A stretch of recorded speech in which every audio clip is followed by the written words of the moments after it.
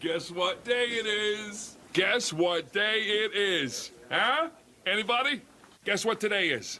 It's Wilbon Day. Woo-woo! Chicago native Michael Wilbon, host of Pardon the Interruption with Waddle and Silvy on ESPN Chicago. Michael, where is your frustration with your Chicago Cubs? It's not that high, Sylvie. I checked out. I mean, I think I remember telling you guys when I checked out. When they went on that streak where they lost like 8 one-run games out of, 10 games. I said, okay, I'm not doing that because I wasn't going to be all in on them this year. I was going to be like, okay, let me pay attention once we get to – and then I started paying attention early on because they were good. And they were 8 games over 500, and it looked like, okay, this is going to arrive earlier than I thought. And this is now a complete cleansing from the sell-off, and that was a sell of 2021 or whenever they gave up on Rizzo, Baez, the group. Yeah. Whenever they gave up on them, whatever year that was. 2021, you're right. 2021, yeah. I said, okay, I can do this, and they got Craig Counsell, but I checked out. I checked out. The obsession with the Bears helped me check out, even though, you got 4 awful teams. And the Bulls weren't truly awful, but they were certainly not worth being obsessed over. But I did, and professionally, I follow more basketball now. So I followed the Bulls right to the end no matter what. But, no, the Cubs I checked out on, so I don't have a frustration level with them. I momentarily checked back in when they swept the Orioles. And then they split with the Cardinals when they should have gotten 3 out of those 4 for sure. So I know they won 2-1 last night, a walk-off. Was that last night? Yesterday? Yeah. Mm-hmm. But, so I am like, 30% in. So I don't have if they rattled off some wins and stayed in the wild card, would I jump back in? Yeah, I would. But I'm not going to sit here and tell you this is one of my summers of, being a typical Cub fan, which I've been for 95% of my life. So what would you say the percentage of your attention is focused on the Chicago Bears in the beginning of NFL camps? 99. Ooh, nice. And now I did pay attention to Summer League. Let me just say this. I was gonna at first I was annoyed the Bulls did not draft the kid from Illinois. I was annoyed Terrence Brown. Yeah, Terrence Shannon Jr. I was annoyed they didn't draft him, and he had a couple of moments with Minnesota in the summer league where you just go, didn't he have a 25-point game? But then we drafted another kid from Chicago, and he's had some moments. He had a 28-point game, I think. He had a 20. I know.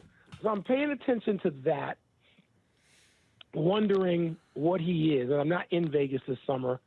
I've gone to Vegas the last couple of summers, and I've been able to sit courtside and watch the Chicago draft picks such as they were. And this, I don't know where this is. He seems like there's some talent there, and maybe he'll be one of those late bloomers I've been begging for. But other than that, and I've been watching some USA basketball and watching WNBA basketball.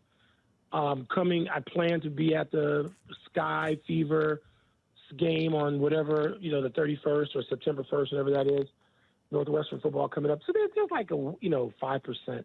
So let's go 95% Bears in training camp, and which I won't do that normally in July, but there I am. You mentioned the Olympic team.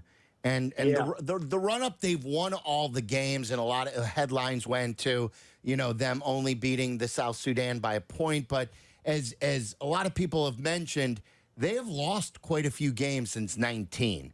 And I think the last run-up, they lost to Nigeria in a game before the 2021 Olympics. Yeah. So, it's not now out of the realm of possibility that they lose any of these games. Where is your level of concern that they may not win gold? You know what? I still favor them to win gold, but I just think they're going to be pushed. And if they come out and treat it like they did South Sudan, they'll lose a game. And you can't have that happen during the medal round, or you're out. So, and I had somebody who is a very savvy watcher of basketball and involved in the industry, text me last night and say, these shorter games, they're 40 minutes, not 48, favor these international teams that don't have to hold on as long against the U.S., against a superior team physically, which was a great observation, I thought. The ball is different. The rules are different. I think those teams come in more as teams. They played longer together. Our team comes in as all-stars. I think that hurts. Do I think that the United States team will win the gold medal? I think so. I believe that. Am I certain of that like other years? No, I'm not. This is Brian Windhorst just said this. We have him as a guest today on PTI. Brian said this is going to be the most competitive basketball tournament in the world ever. Because you have so many, like a team like Germany, it's all NBA players or players who were in the NBA. And okay, so how many international? There are 435 players, I think, in the NBA right now. 435. How many do you think are international players, internationally born players, out of 435? Give me a number. 120. Okay. I was gonna say 95. Okay, yeah, you both underbid, but those are good guesses. 137, I think, is the number as of like a few days ago. That's a quarter. It's better than a quarter of the league. And by the way, 26 from Canada. 26. Yeah. So, including the runner-up MVP, Shai Gilgeous-Alexander, and the best on-ball defender for my money in the league, Lou Dort. They're both on one Oklahoma City team. They're both going to play against the U.S. They're not scared. Zach Edey, not scared. And I don't know if Zach is on the Canadian team or not, but they're not scared. These teams are not. And so it's interesting. I occasionally talk to Scotty and Michael and Irvin and about these games and about these teams and about their experience in 1992 versus what happened subsequent to that. Scotty was one of the most perceptive people about what was going on. Scotty and Charles. I remember in 1996 in Atlanta, Scotty and Charles saying, look, this ain't going forever. 2004, it's going to be on. It's going to be trouble. And what happened in 2004, we got crushed in Athens and finished in like 5th place and needed a redeem team. And so Scotty and Charles were the ones, because they played on both the Dream Team and then they played again in 96. So they could see which way the world was going and the way it was tilted. So there's so many great players on so many teams that, you can play a South Sudan. This is not like playing Angola. When Charles was asked on the eve of playing Angola, Charles, what do you know about Angola? Right. And the great quote was, I don't know much about Angola, but I know they're in trouble. It was such a great line. And, subsequent to that, when you talk to those guys, they would never, part of their goal was they never wanted opposing teams to ever think they had a chance to be close or be competitive. So that's what they played to. They played to squash teams like a bug because they wanted them to feel they had no chance. All of those guys know that these teams now feel they have a chance. That's a big difference. What other Olympic events are you interested in watching, Mike? All of them. I covered 10 Olympics. 10. 7 summer, 3 winter. It's the greatest thing in my career I've ever done, by far. People say, the highlight of your career must have been, Jordan Game 6. I'm like, please stop. Please. The first 20 highlights of not 20. The first 8 to 10 highlights of my career are things that happened in the Olympics, things I know I would never see again, things that made me stop and weep. Like what? What's number one? Remember, I don't know what number one is, but remember, you guys will remember, there's a kid, we could look him up. He's either Great Britain or Canada. I can remember the red jersey he was wearing. But anyway, he tore up his knee in the Olympics. Maybe it was Seoul. He tore up his knee, and he was in the race, and he tore up his knee, collapsed to the turf, to the track. And his father came walking down out of the stands and picked his kid up and put his kid's arm around his shoulder and walked the rest of the race. Now, if you think something like in the United Center or Wrigley Field measures up to that, I'm sorry, you're just not paying attention. I covered a woman who, I think she went to Stanford or she went to Cal. She went to one of the Bay Area schools. And she was like Iranian American, and her father, being old world, would not watch her wrestle because there were no women's wrestling teams in high school when that girl wrestled. She had to wrestle against boys. And her father wouldn't watch it. Her father just wouldn't participate. And her father, therefore, had never seen her wrestle when she made the United States Olympic team. He wouldn't watch. So when she took the mat in, I think it was Athens, she didn't know whether her father was going to come and support her and watch her in the Olympics. And the rest of us were sitting there when her father walks in the arena. And now, again, if you think that your average NFL Sunday measures up to something like that, once again, the human drama of athletic competition, the thrill of victory and the agony of defeat. That's what that stuff adds up to. Kathy Freeman, when she was in Australia, and just the race relations in Australia were in 2000 where they were in America, maybe in the 1960s.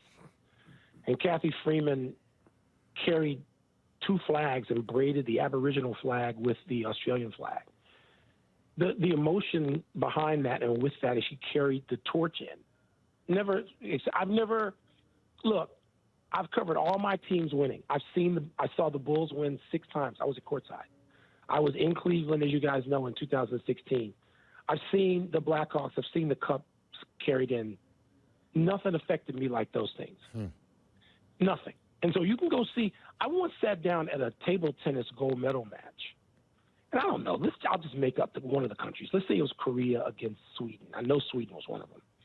And I sit down because I wanted to go to a bunch of events that day. I sit down, and I might have kneed somebody. The seating is tight. I might have put a knee into somebody's back.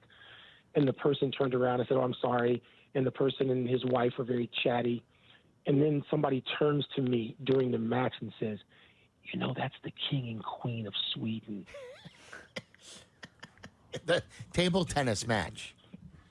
And you Because go, the I know that. The Swedish guy was playing for the gold medal. That's the king and I'm chatting and having popcorn with the king and queen of Sweden. Once again, not happening at, guaranteed loan rate field. Right. So Definitely not. Go see the handball, volleyball. Like, there's stuff that I never thought I would go see. Taekwondo. I just told you, women's wrestling. There's stuff I never thought. I went to see curling in the Winter Olympics. Curling. Yeah. And in I actually person, like it was curling. unbelievable. The downhill where the police had to surround a 16-year-old boy because the young girls were attacking him. It was just, there's stuff that you don't believe. There's stuff you can't see anywhere else but that.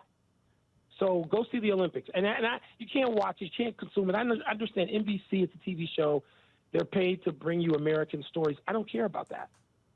I watched the wrestler, what's his name, Alexander Carolyn. He was undefeated for his life. And he lost to the kid from Iowa with 3 toes, Rulon Gardner. Right. I was at that.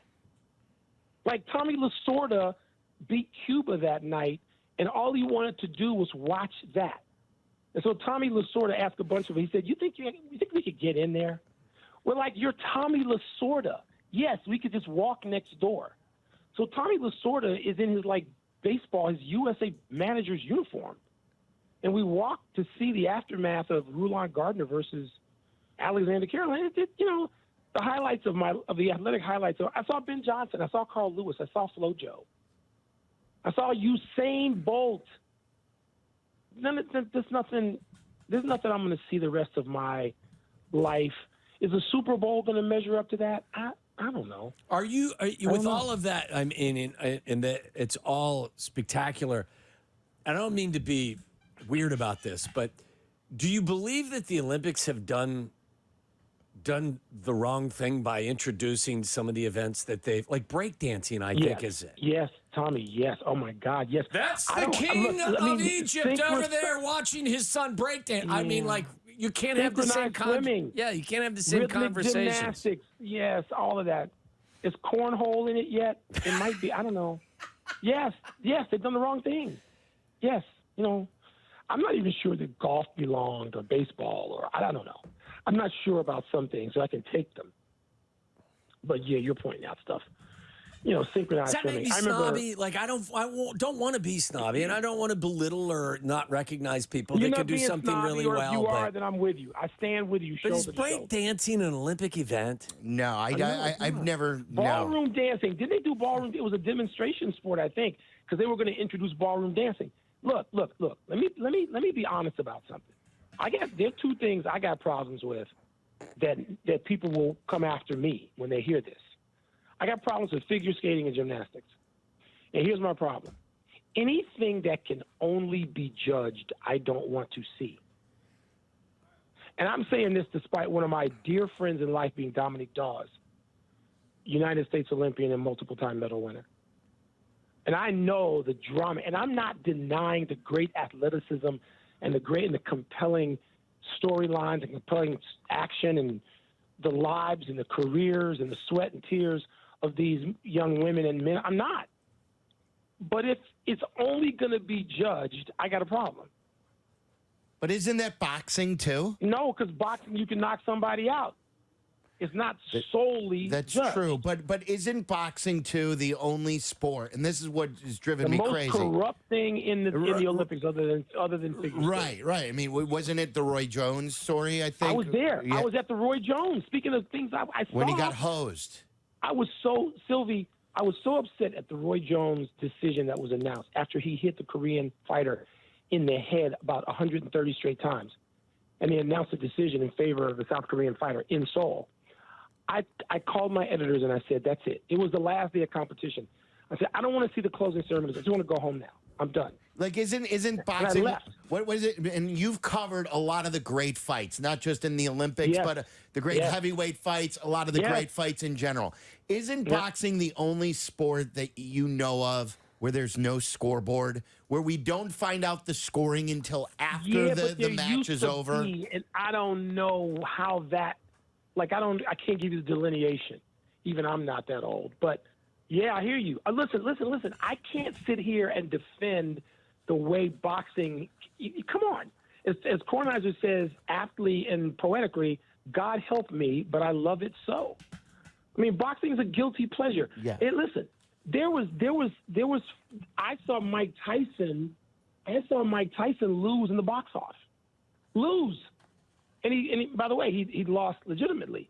I saw, remember, Sylvie, do you know the name Kelsey Banks? Tommy's not going to know that name. Remember the name Kelsey Banks by any chance? I don't. So one of the great Olympic fighters of all times is a Chicago kid.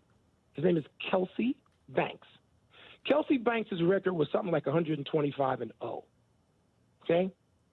He goes into the Seoul, Korea boxing. He's going to be the darling. He's going to be the next Ray Leonard.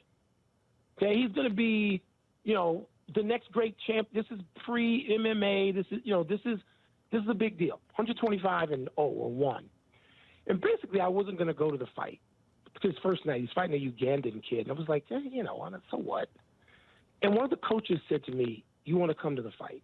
I go, "Why?" He said, "Because Kelsey's going to get knocked out." And I said, "What? Kelsey Banks going to get knocked out? He's Ali. He's 125. And what are you saying?" And he said he hasn't been training properly. He's not paying attention to coaching. He's run amok. You better come. He's not going to last the first round. Ooh. So Kornheiser and I go, this is insane. So we go to the Chamsil Student Gymnasium in Seoul, South Korea, and we sit there. It's packed. And to start the fight, Kelsey Banks hits the Ugandan about 300 times in the head consecutively. And we're like, why are we here? Why did we come to this?